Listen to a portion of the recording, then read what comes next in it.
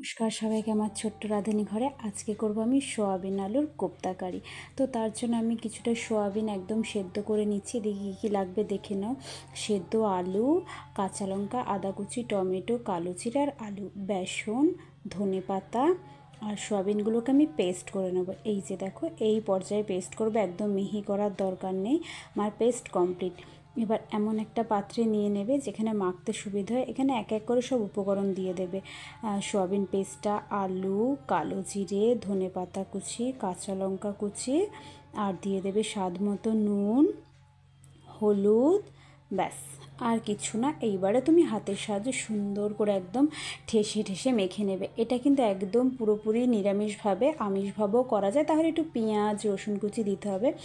যাই হোক, আমি এতে বেসন ইউজ করে নেব, তাহলে জিনিসটা আরও ভালো হয়। চাইলে ডাল বাটাও দেওয়া যায়, আমি বেসন ইউজ করে নিলাম।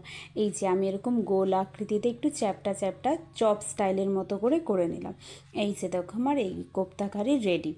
এইবার এগুলোকে আমি একদম ফ্রাইং প্যানে ভালো করে টিকিয়া টাইপের করে আমি ভেজে নেব। ডুবো তেলেও ভাজা যায়, এইভাবেও করা যায়।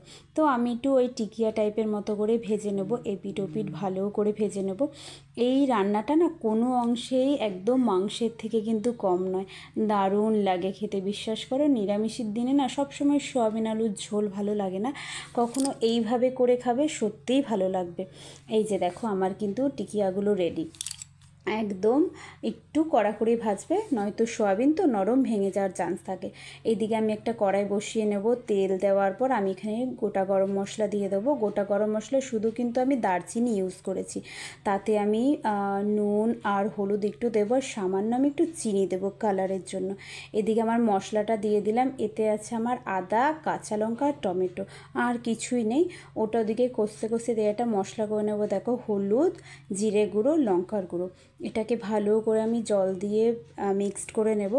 দেন তারপর আমি মশলাটার ওপরে দিয়ে দেবো। তাহলে না কালারটা খুব ভালো আসে। রান্না শেষে দেখতেই পাবে খুব সুন্দর একটা কালার আসবে। দেখো, এখন থেকেই অলরেডি শুরু। আমার মশলাটা খুব ভালোভাবে কষে যাওয়ার পর আমি আলুগুলোকে এর সাথে কষিয়ে নেব। তাতে আমি একটু নুন দিয়ে দেবো, তাহলে আলুগুলো সুন্দরভাবে সেদ্ধ হয়ে যাবে। চাইলে না আলুগুলোকে তোমরা বয়েল করেও করতে পারো। আমার হাতে যেহেতু একটু সময় ছিল, আমি এইভাবেই করে নিয়েছি।